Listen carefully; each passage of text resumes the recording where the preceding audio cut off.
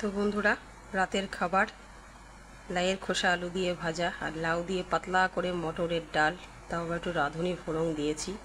আমার শরীরের অবস্থা বললাম না, খুব খারাপ। আগেও তো ব্লগে বলেছি, এখনও পুরোপুরি ঠিক হয়ে ওঠেনি বন্ধুরা। তাই জন্য পাতলা ডালের জল আর লাউ তো পেট ঠান্ডা করে, তোমরা তো জানোই। আর যে সঙ্গে নিয়েছি একটু লেবু, এই দিয়েই ভাত চটকে খাবো। আমার শরীর ভীষণ খারাপ বন্ধুরা। তো চলো আস্তে ধীরে খেয়ে নিই খাবারটা, খেয়ে ওষুধ খেয়ে তবে শুতে হবে।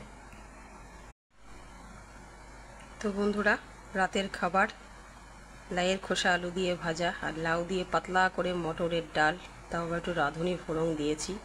আমার শরীরের অবস্থা বললাম না, খুব খারাপ। আগেও তো ব্লগে বলেছি, এখনও পুরোপুরি ঠিক হয়ে ওঠেনি বন্ধুরা।